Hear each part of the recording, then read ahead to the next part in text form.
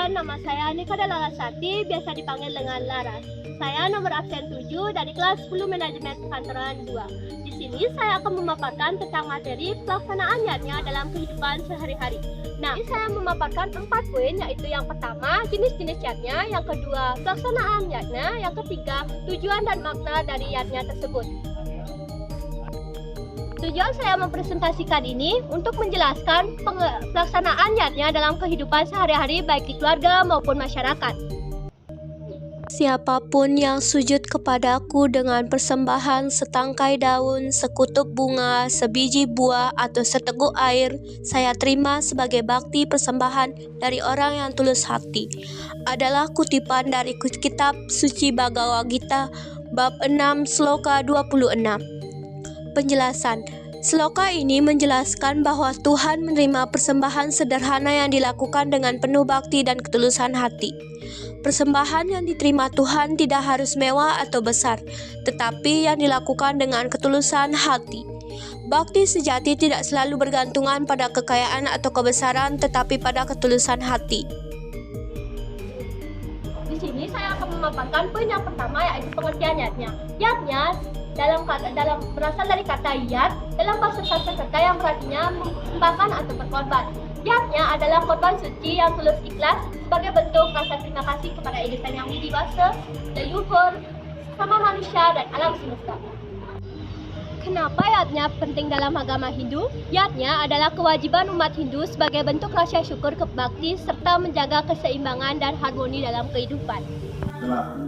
Nah, di sini akan memaparkan tentang yang kedua, yaitu pengerti parca yatnya.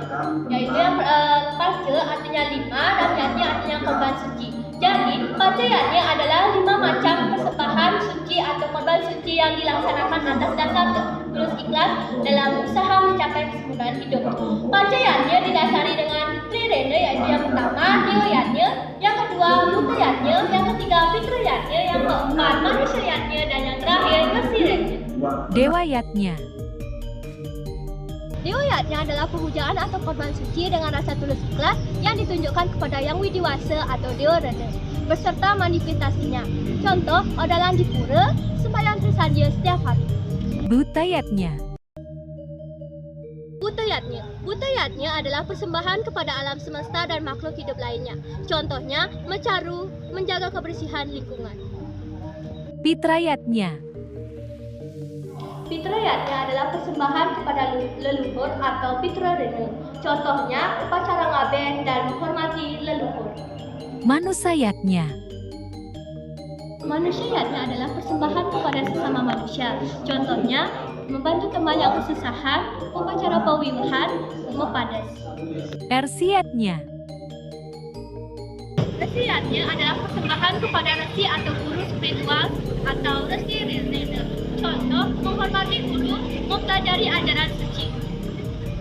Jenis-jenis dari Trirena adalah 3 jenis hutang yang harus dibayar oleh setiap orang sejak lahir dan mencakup kewajiban terhadap Tuhan, leluhur, dan guru. 3 jenis Trirena yaitu yang pertama Dewa Rene, yaitu hutang kepada Tuhan. Pengertiannya, hutang kepada Tuhan sebagai pencipta. Cara melunasi, melaksanakan dewa yatnya, berdoa, beribadah, dan hidup sesuai dengan dharma. Tujuannya, mengungkapkan rasa syukur atas kehidupan. Yang kedua, Pitra yatnya, atau hutang kepada leluhur dan orang tua. Hutang kepada leluhur dan orang tua, cara melunasinya yaitu melaksanakan Pitra yatnya, menghormati orang tua, dan meneruskan nilai-nilai keluarga. Tujuannya, menghormati jasa leluhur dan menjaga hubungan keluarga. Yang ketiga, sekaligus yang terakhir, Resi Rene, artinya hutang kepada resi atau guru. Hutang kepada guru yang mengajarkan ilmu. Cara melunasinya, melaksanakan resi yatnya, menuntut ilmu dan menyebarkan kebaikan. Tujuannya, melestarikan ajaran agama Hindu dan ilmu pengetahuan. Pelaksanaan yatnya dalam keluarga. Pentingnya yatnya dalam keluarga. Keluarga merupakan unit terkecil dalam masyarakat dan pelaksanaan yatnya di dalam keluarga memiliki peran penting dalam membentuk karakter dan nilai-nilai spiritual anggota keluarga. Melalui yatnya, anggota keluarga belajar untuk berbakti kepada Tuhan, leluhur, sesama, serta menjaga keharmonisan dalam keluarga. Contoh pelaksanaan diwiyatnya di keluarga yaitu sembahyang sehari-hari atau trisandil yang dilakukan pagi, siang, sore sebagai bentuk komunikasi dengan Tuhan. Menciptakan suasana spiritual dalam keluarga. Yang kedua, persembahyangan pada hari-hari suci seperti purnama dan kilem. Membuat banten atau sesajen sederhana dalam persembahyangan. Berdoa bersama keluarga untuk memohon keberkahan. Yang ketiga, membuat banten atau sesajen sederhana, yaitu dengan canang sari, segehan, persembahyangan lain sebagai wujud rasa syukur. Melibatkan seluruh anggota keluarga dan dalam proses pembuatannya. Contoh-contoh pelaksanaan fitrayatnya dengan menghormati dan mendoakan leluhur. Setiap hari setelah sembahyang mendoakan leluhur yang telah meninggal, mengingat dan menghargai jasa-jasa leluhur. Yang kedua, melaksanakan upacara kecil untuk leluhur pada hari-hari tertentu seperti hari kematian leluhur dengan melakukan persembahyangan khusus untuk leluhur. Contoh pelaksanaan manusia yakni menghormati orang tua dengan bicara sopan dan santun kepada orang tua, membantu pekerjaan rumah dan merawat orang tua saat sedang sakit, mendengarkan nasihat orang tua. Yang kedua, membantu anggota keluarga yang sedang membutuhkan, yaitu dengan cara membantu adik belajar, menemani orang tua ke dokter, atau membantu anggota keluarga yang sedang mengalami kesulitan, dan menunjukkan rasa kasih sayang terhadap sesama anggota keluarga. Pelaksanaan yatnya dalam lingkungan masyarakat. Yatnya bukan hanya ritual di tempat suci, tetapi juga tindakan nyata dalam kehidupan sehari-hari. Pelaksanaan yatnya dalam masyarakat mencerminkan kepedulian terhadap sesama manusia, Tuhan, dan lingkungan. Tindakan-tindakan ini dilakukan dengan tulus ikhlas sebagai bentuk pengabdian dan rasa syukur. Contoh-contoh pelaksanaan Dewa Yatnya yaitu yang pertama, mengikuti upacara keagamaan di tempat pura atau suci dengan berpakaian sopan dan sesuai adat. Yang kedua, mengikuti tata cara upacara dengan khidmat. Yang ketiga, menjaga ketenangan dan kekhusyukan saat dalam upacara. Yang ketiga, gotong royong membersihkan tempat suci, yaitu dengan cara membantu dan membersihkan halaman pura dan area sekitar, dan juga menjaga kebersihan dan keindahan tempat suci. Dan yang ketiga, contoh pelaksanaan manusiatnya dengan cara gotong royong dalam kegiatan masyarakat.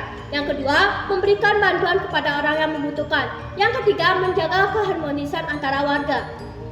Pentingnya pelaksanaan yatnya dalam masyarakat yaitu yang pertama, mempererat tali persaudaraan dan kebersamaan antar warga. Yang kedua, menciptakan lingkungan yang bersih, sehat, dan harmonis. Yang ketiga, meningkatkan kesadaran dan pentingnya menjaga alam dan lingkungan. Yang keempat, sekaligus yang terakhir, menciptakan lingkungan keseimbangan antara manusia dengan Tuhan, sesama manusia, dan lingkungan.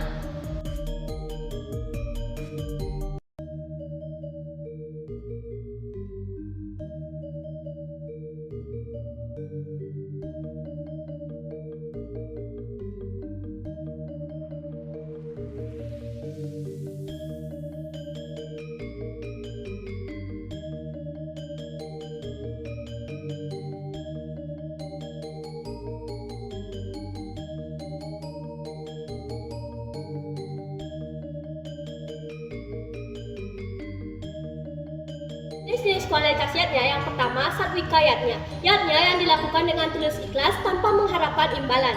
Ciri-cirinya termasuk niat suci, mengutamakan kesejahteraan semua makhluk, dan menggunakan sarana bersih. Contohnya adalah memberikan sedekah tanpa pamrih dan melaksanakan upacara keagamaan dengan ketulusan. Manfaatnya adalah mencapai kesejahteraan spiritual dan hubungan harmonis dengan Tuhan dan alam. Yang kedua, rajasika. Yatnya yang dilakukan dengan motivasi pamrih, mengharapkan hasil tertentu dan untuk gengsi. Ciri-cirinya adalah mengharapkan mendapatkan pujian atau keuntungan pribadi.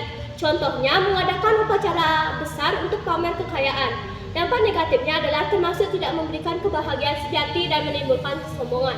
Yang ketiga, tamasika yatnya. Yatnya yang dilakukan tanpa pemahaman yang benar atau dengan niat buruk. Ciri-cirinya adalah dilakukannya dengan keterpaksaan dan menggunakan sarana yang tidak layak. Contohnya termasuk mengorbankan hewan dengan cara yang tidak sesuai ajaran. Dampak negatifnya adalah tidak membawa manfaat spiritual dan bisa menyebabkan karma buruk. Yatnya yaitu nista, madya, utama. Penjelasannya, nista adalah pelaksanaan yatnya yang sederhana sesuai kemampuan. Contohnya sembahyang bersandar di rumah, membuat canang sari setiap hari. Yang kedua, madya adalah pelaksanaan yatnya tingkat menengah lebih besar dari nista. Contohnya, mengikuti upacara di pura sekitar rumah, membuat sesajen yang lebih lengkap. Yang ketiga, utama. adalah pelaksanaan niatnya yang besar dan lengkap. Biasanya dilakukan oleh mereka yang memiliki kemampuan yang lebih. Contohnya upacara ngaben yang besar, upacara dewa yatnya yang besar. Yaitu tujuan dan makna pelaksanaan niatnya. Yang pertama, menunjukkan rasa syukur kepada Tuhan dan leluhur. Yang kedua, menciptakan keseimbangan dan harmoni dalam kehidupan. Yang ketiga, mendekatkan diri kepada Tuhan. Maknanya yaitu yang pertama, pengorbanan dan keikhlasan atau satwikayatnya. Yang kedua, bakti dan rasa hormat. Yang ketiga, solidaritas kebersamaan. Dan yang terakhir, konsep karma pala di mana setiap perbuatan akan membuahkan hasil. Setelah yang dapat saya paparkan, kesimpulan yang saya dapat yaitu pentingnya melaksanakan niatnya dalam kehidupan sehari-hari dengan tulus ikhlas, sesuai dengan kemampuan yaitu nista, madil, utama dan kualitasnya satwika, rajasika, tamasika.